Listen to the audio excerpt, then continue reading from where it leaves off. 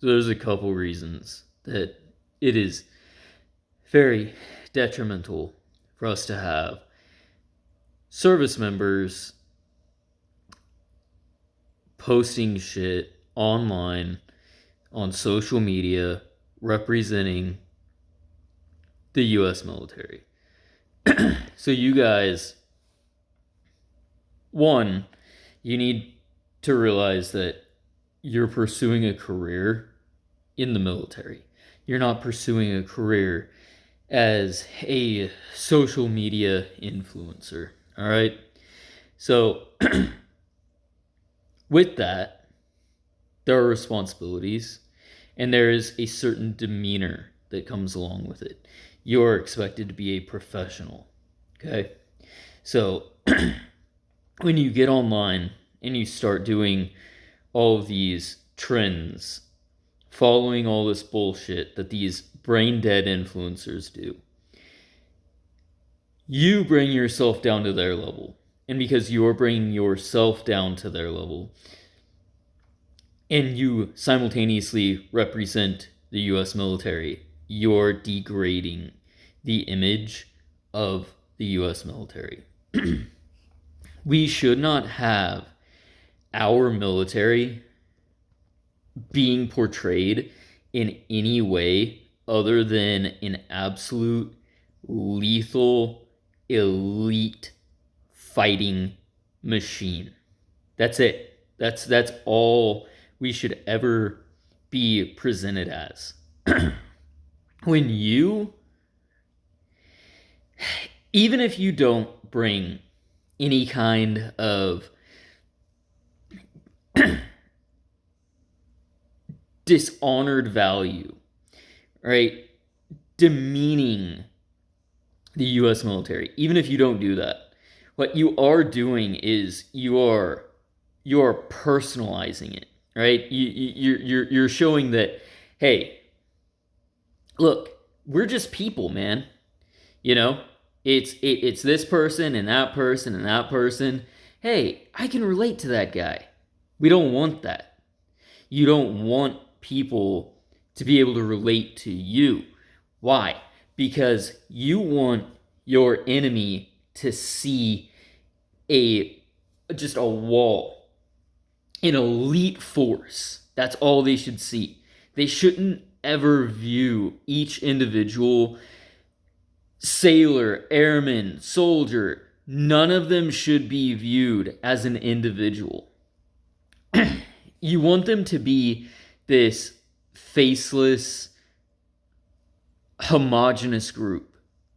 Because then every individual that you see, when you see that individual, you don't see them as an individual. You see them as only a segment of the whole. You see them as, instead of a personalized individual that has weaknesses, you see them as one fragment of this total warfighting machine. It's all about it's psychology. It takes away one of the strongest assets that we have, and that's the prestige and the fear. We want to be viewed as an elite force, and we need our enemies to fear us, because what's that do? It hurts their morale, right? So we really need to stop representing the US military in such a negative way. We need to stop with all this TikTok dance bullshit. You need to stop with all of this bitching and complaining. Our special forces have, my God, just non-stop fucking little bickering matches like a bunch of fucking housewives. It's ridiculous. It's very highly unprofessional. We should not be viewed this way. It takes away from what everyone that went before you, it takes away from what they set out to do and what they accomplished. It's through their sacrifice that you gained the level of prestige that you have. Don't dishonor them in their memory.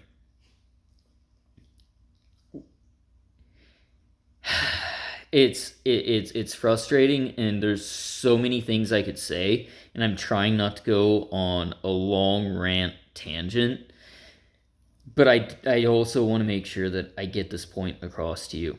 So it does come down. It's part of psychological warfare, right? If I see, okay, let's just, we're gonna have a made up nation, all right? Let's say, I don't know, freaking, drawn a blank on a made up thing that couldn't be anything. Oh, Buc-ee's, all right? We're gonna say Buc-ee's, the nation of Buc-ee's. They have the most elite fighting force in the world, and everyone fears Buc-ee's, and they only release footage of them absolutely dominating, just kicking ass, and any loss that they have is, kept shush hush hush. So no one really sees that side. So it appears as though the Buc-ee's military never has any kind of weakness. When you go up against them, you're going to be on guard. You're going to be much more conservative in your approach, because you know that if you make a mistake, they're going to exploit that mistake that you just made. So it's going to actually shape how you engage with the Buc-ee's military as their adversary.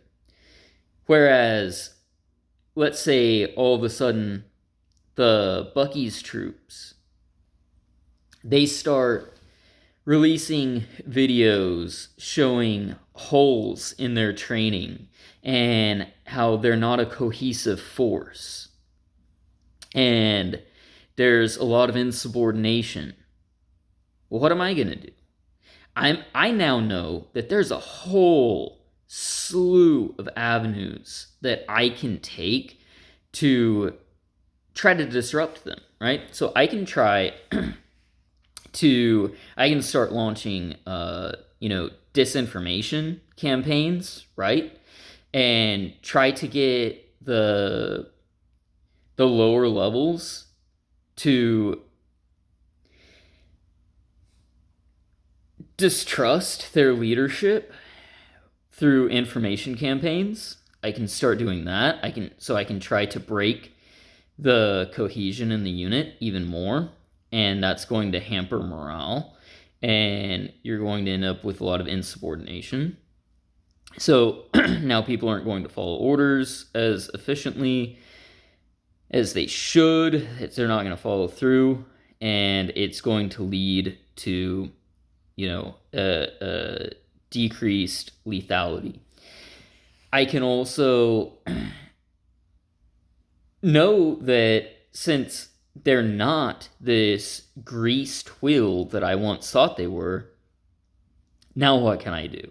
I can take more liberties with how I attack. I can do things that are a lot more risky, because I know that, hey, their response, it's not going to be as swift as I otherwise thought it would have been, because they're not functioning 100% efficiently. So there's going to be delays. There's going to be, like I said, insubordination. So they're not going to operate at a level that they should be operating at to be able to react to me in the most deadly way possible.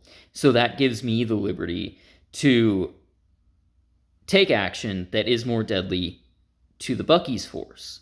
So that's it's a very real thing with how the image that you portray as a fighting force feeds into reality. If you portray yourself as the most deadly, elite, professional force there is, it becomes true. And it becomes true for a multitude of reasons. Like I said, it's not just, some woo-woo bullshit of, if you believe it, it'll manifest. No, it's not that. It's not, oh, it's on my vision board, man. No, it's not that at all. But it shapes it shapes the entire battlefield. It really does.